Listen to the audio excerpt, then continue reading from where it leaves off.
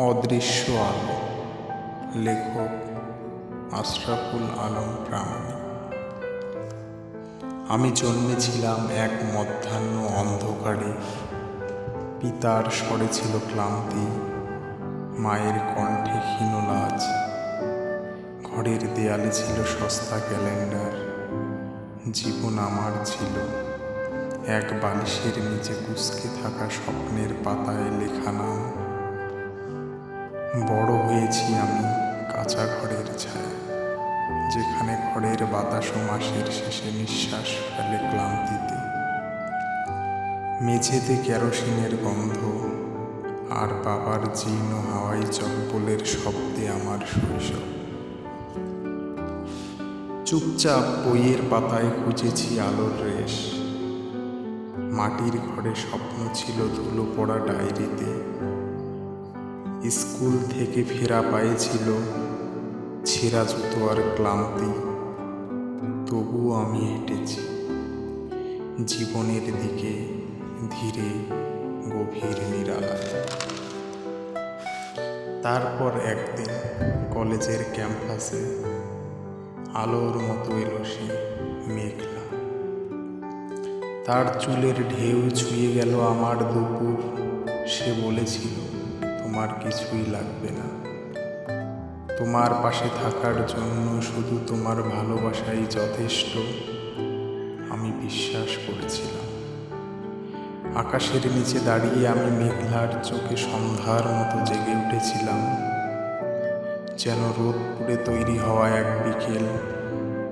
আমরা বিয়ে করলাম।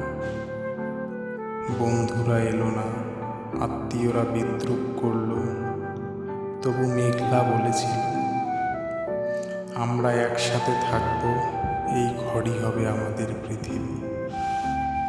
কিন্তু পৃথিবী ঘোরে, ঘরের মধ্যে চুপি চুপি প্রবেশ করে অভাবের শীতল হাওয়া। ভাতের চালে পোকা, দুধের কাপে জল, এবং ভালোবাসার উত্তাপ ধীরে ধীরে হয়ে ওঠে অজুহাত।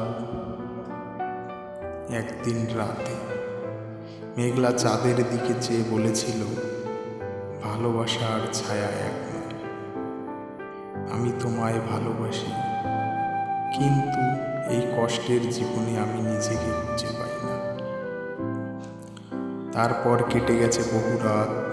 আমি গিয়েছি সমাজের কাছে, গিয়েছি জেলা উপজেলার সরকারি ভবনে চাকরির খোঁজে, গিয়েছি বন্ধুদের কাছে, আত্মীয়দের দরজায়। সবাই বলেছে, কাজ কর, টোটো চালা, লোন কর, পরে দেখা করিস। আমি ভেবেছিলাম বন্ধুত্ব অটল, কিন্তু বন্ধুরা আজ ডিনার প্লেটে ব্যস্ত, আর আমি শুধু স্মৃতির হাড় চিবই। ঘরের দেয়ালে খসে পড়ে প্রেমের রং, আর দেশের দেয়ালে উঠে আসে যুদ্ধের খবর।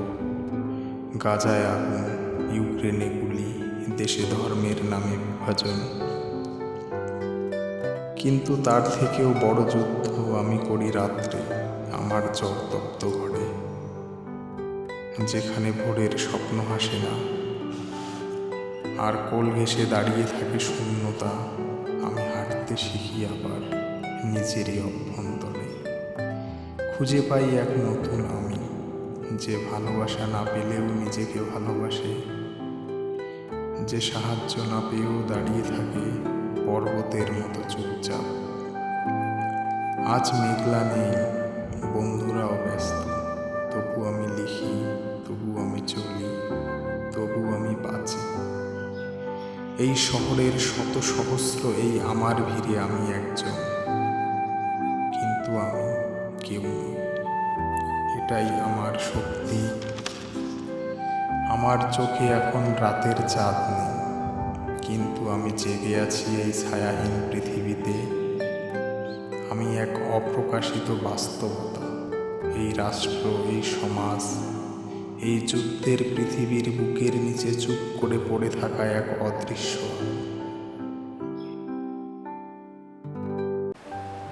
Thank you. Please subscribe my channel.